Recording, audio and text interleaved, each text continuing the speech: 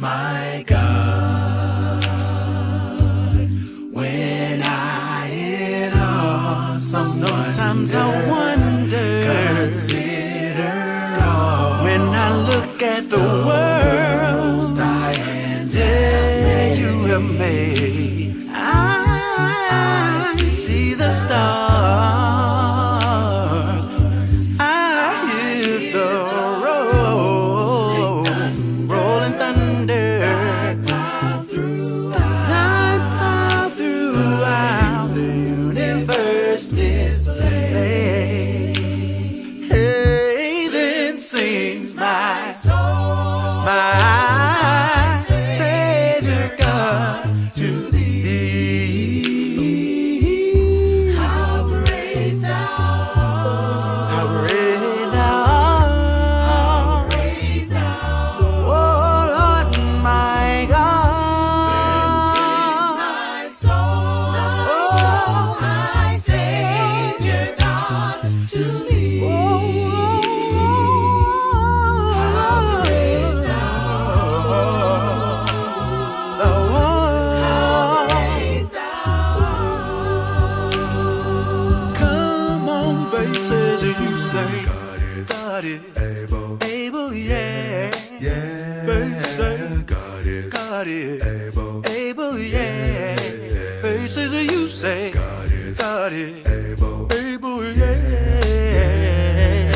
got it, able, yeah. Soprano sing, tell them that God is more than able.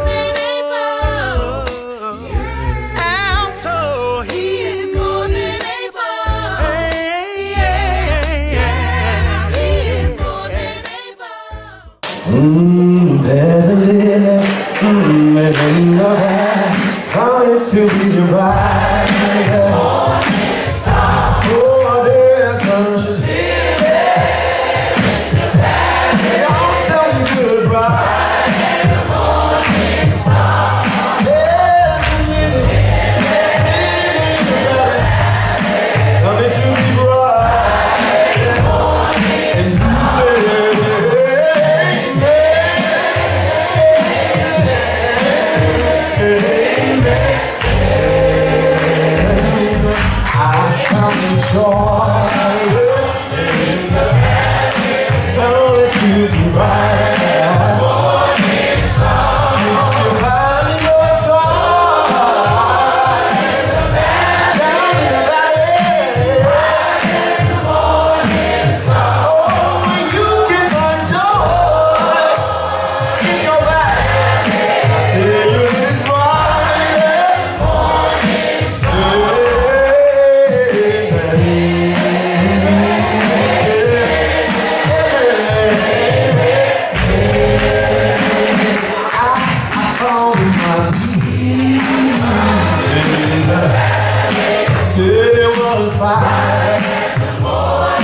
say,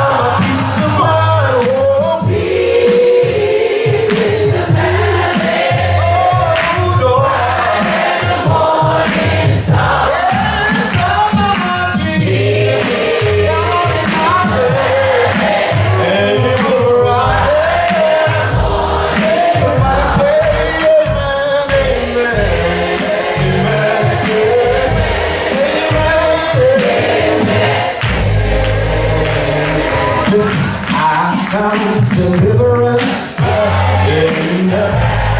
found it to be right. Yeah, I found deliverance in the thank you, Lord. As the morning star. Yeah, I found deliverance, oh.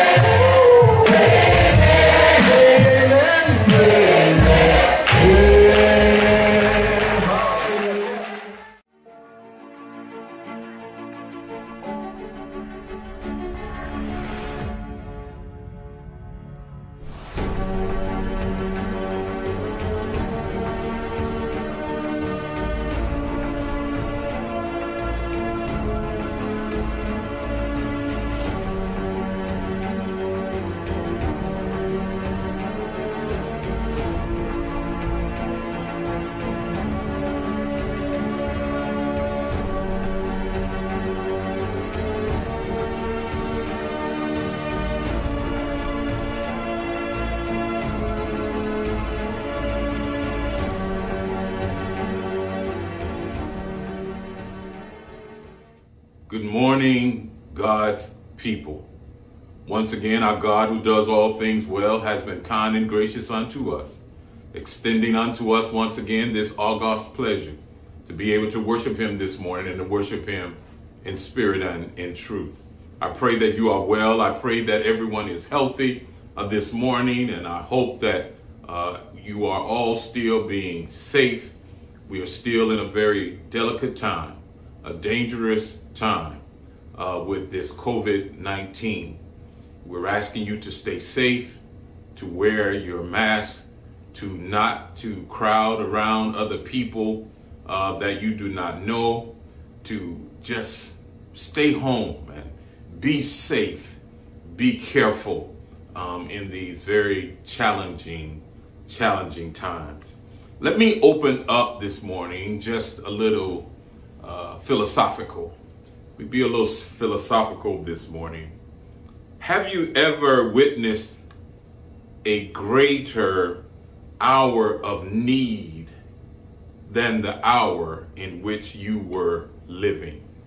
Have you ever witnessed a greater hour of need than the hour in which you were living? To put it another way, have you ever needed more than you had? Have you ever needed to be delivered and you could not deliver yourself? Quite simply, have you ever needed help? Have you ever needed help? That's what we're going to talk about this morning. Quickly from Psalms chapter 121.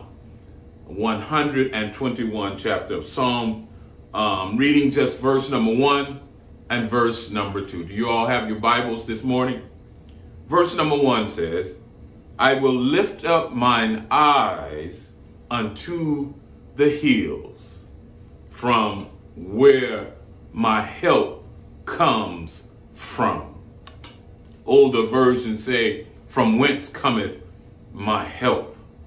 Verse 2 says, my help comes from the Lord, which made the heavens and the earth. My help comes from the Lord, which made the heaven and the earth. Our subject this morning, where do we go for help? Where do we go for help? When your world turns dark and your journey turns rugged, when there is no light at the end of the tunnel, where do you turn? What is your favorite go-to place, go-to source? Where do you turn for help? What is your source for the confidence you need to face the headwinds of life? Psalm 121 encourages us in such times. It reminds us where our help comes from, and it infuses us with a strong confidence. In this psalm, David hints with sarcasm at the human practices associated with the idolatry that was rampant at the time of this writing. Literally, the writer of our narrative this morning is saying, you all can look to your idols, you all can look to your statues, you can look to your images, you can trust in your spiritualism, you can trust in your education, you can look towards your money, you can look at your status, you can put your stake in the government if you want to. But David says, but me. David the king, David the psalmist, gives his response, and it's clear, it's emphatic, and it's unequivocal. David says, I'm going to lift up my eyes unto the hills. My help comes from the Lord. David said, I'm going to lift up my eyes to the hill. You all can lift up your eyes to where you want to. You can do what you want to. You can trust in whoever you want to. But David says, I'm going to lift up my eyes. I'm going to put my trust in the God of the hills. 3 points this morning. First of all, David says, I'm going to look up. He says, I'm going to look up. He says, I will lift up my eyes. I will take my focus, watch this, off of my mess and put it on my maker. He says, I'm going to take my focus in difficult times, in tough times, even when the elephant is standing in the room with me. There's no need of putting all my focus on the elephant in the room, because I can't do anything about it right now. I can't change it right now. But what I can do is to take my focus off of my mess and put my focus on my maker. David says, I'm going to lift up my eyes towards the hills. The phrase expresses, this phrase here, I will lift up my eyes. It expresses a tinge of desire, a tenor of expectation, and a tone of personal experience. It's a tinge of desire.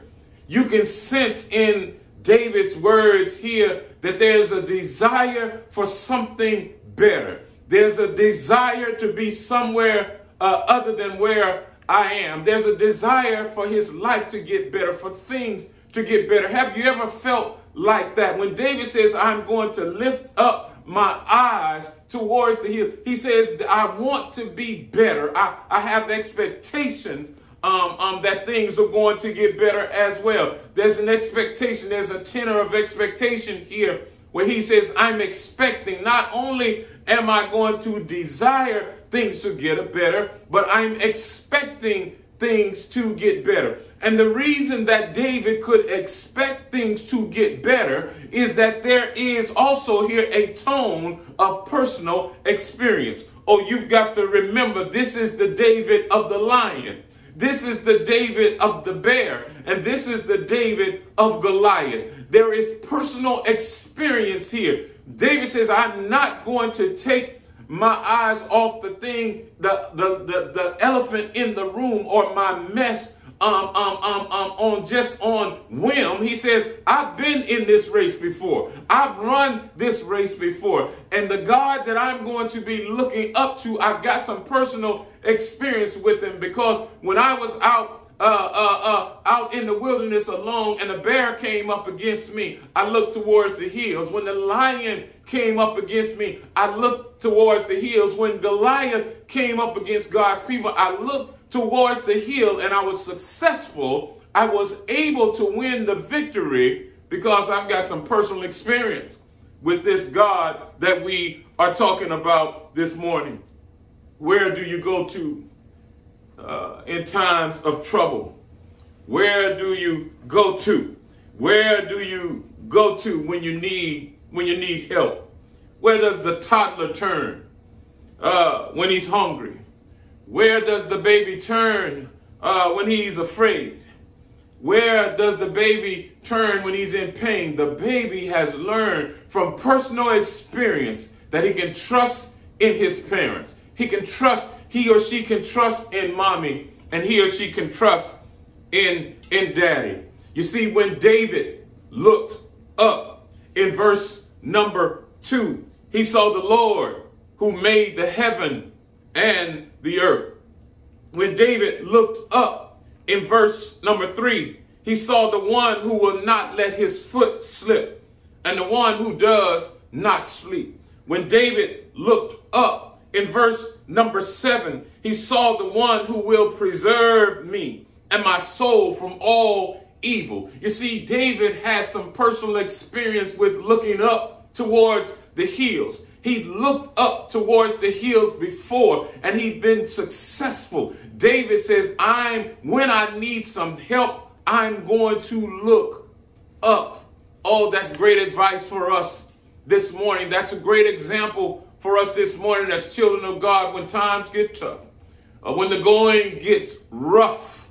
It's a time to look up, not just to focus solely on the problem. Don't put all your energies in the difficulty, in the exigency, in the perplexity. It's time to look up to someone who can do something about what our problem is. Secondly, this morning, you need to write this down. Not only did he look up, but David looked towards the hills.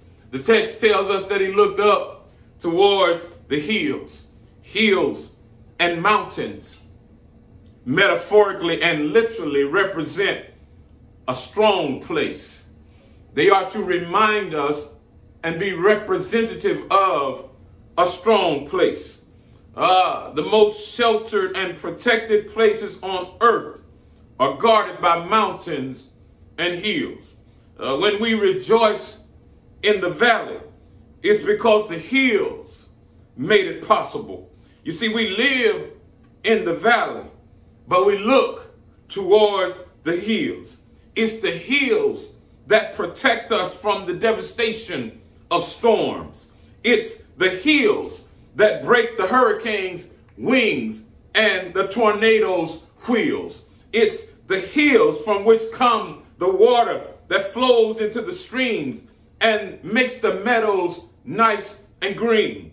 It's the hills that give their fresh supply of new soil and nutrients to the farmland down in the valley. Oh, it's all about the hills. It's all about the hills. You see, the Rocky Mountains, it's the Rocky Mountains that enrich Wyoming, Colorado, Nevada, Arizona, and California, and then continue to flow on into Mexico. It's the mountains of Central Africa that make the mighty Nile River mighty. You see, it's the Pyrenees Mountains that bless Spain and France. It's the Swiss and the Italian Alps that bless both of those countries. It's all about the hills. The hills offer our families protection. The hills offer us job security. The hills offer us refuge in time of danger. The hills is our source of blessings. It's all about the hills. When you take your eyes off your mess and you put it on your maker, you're lifting your eyes up towards the hills. In other words, you're putting your attention on God, the creator, the one who can do something about our problems. Where do you go when you need help? What do you do when you need help? David, our example this morning, says, I'm going to lift my eyes up towards the hills. The hills are profound. As you look back over the landscape of your life, as you found yourself in times and places of difficulty, where did you go? What did you depend on? Who did you look to? Was it the God of David? Was it the God who has proven himself? Was it the creator of this world? Was it the one who spoke and everything came into existence? Was it God? Where do you go when you need help? Finally, our last point here, David says, I will lift up my eyes towards the hills. And then he said, from where, or older translation says, from whence cometh my help? From where my help comes from.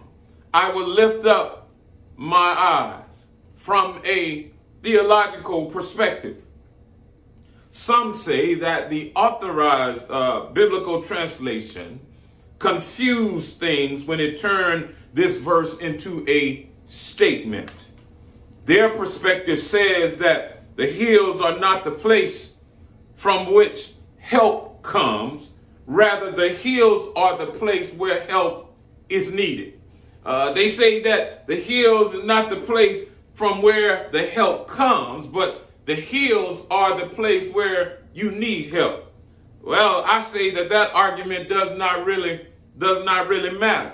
Whether the hills represented the perils of the journey, for the Jews with its ravines and its gorges and its wild beasts and its many places for robbers to hide and to attack you in the hills. Whether that's true or not, what matters was true then, and it remains true to this day. As we go through life, as we go through the ups and downs and the twists and the turns of life's journey, those of us who are spiritual tourists need to remember that God is there and that He is our help. God is our help. It does not matter what's in the hills. If there's danger in the hills, my job is to look towards the hills, because looking towards the hills is representative of looking and trusting my God. Some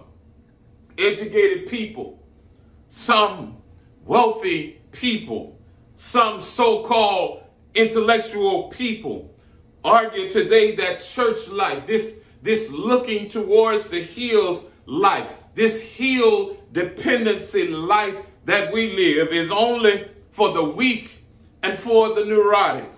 That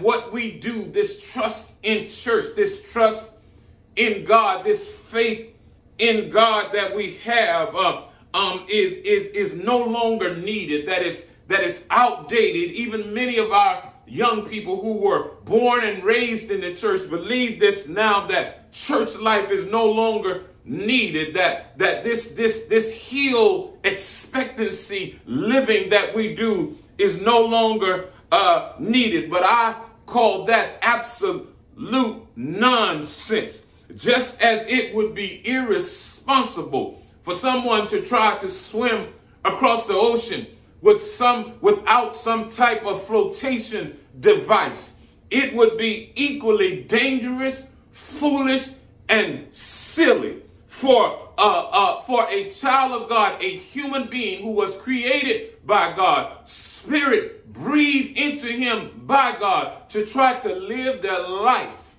without God in their life, without a church life, without a hill expectancy life. This rhetorical word here in our text this morning, when the writer says where or whence, it represents the psalmist expressing his conviction of the utter insufficiency of all other earthly powers to assist him in his hour of need and help. Did you hear what I just said? When he says where here, he's referring to the inefficiency. He's excluding. It's the art of exclusion. He's rhetorically asking here a question: where else would I go? In other words, he already knows where he should go, but he's juxtaposing the world and its power and any other source up against the power of the God of the hills. That's why you have to make sure that your help source does not come from the approval of others.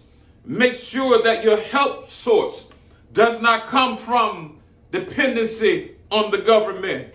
Make sure that your help source does not depend on your finances. You see, finances run out. Governments break down and their leaders lose their minds and act like absolute fools sometimes. Don't put your help in people, because people will depart. They will leave you. They will change on you. You see, when the marriage begins to sputter and to fail, where will your help come from? When your teenager starts running with the wrong crowd and loses their mind, where will your help come from? When your work has you so stressed out that you just can't take it anymore, where will your help come from? When COVID-19 lands on your doorstep, where will your help come from? Or you can tell a great deal about a person by noticing who they call when they need help. I said you can tell a lot about a person when you notice who they call. Pay attention to who they call when they need help.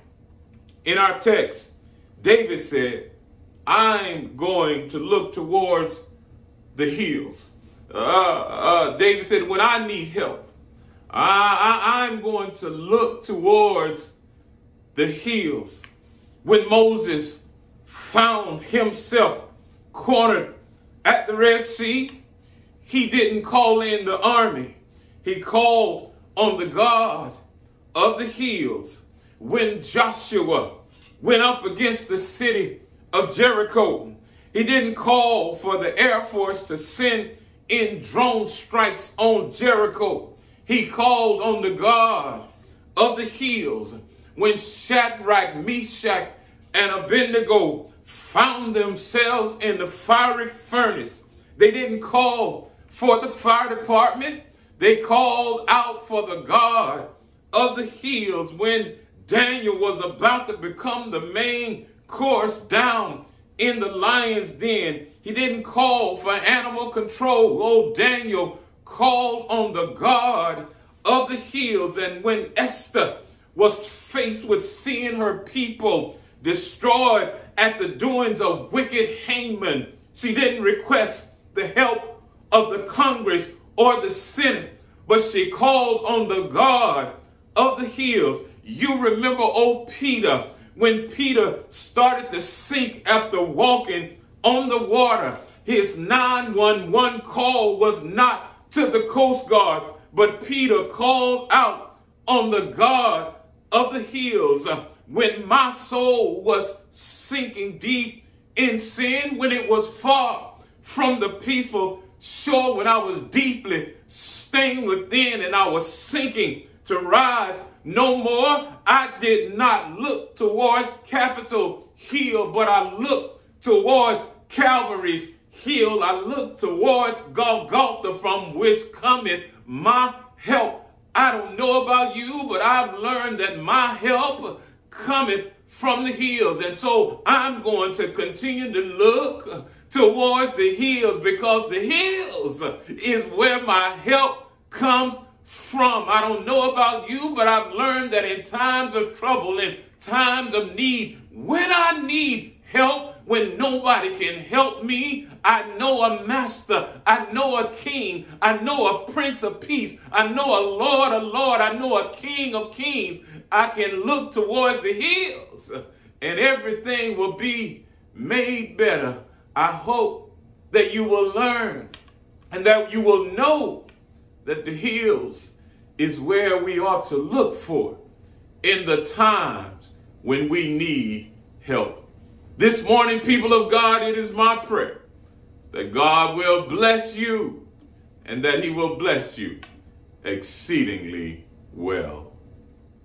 As I journey through this land, singing as I go, pointing souls to Calvary, to the crimson flow, where many arrows pierce my soul from without within. But my Lord, he leads me on, through him I must win, singing now, oh, I want to see Jesus and look upon his face, way over there to sing forever his saving grace.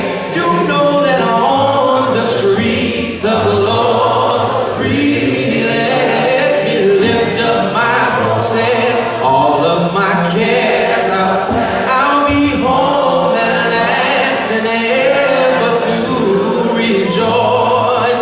Well, now when in service for my Lord, dark may be the night, but I'll cling more close, said I know that he will give me.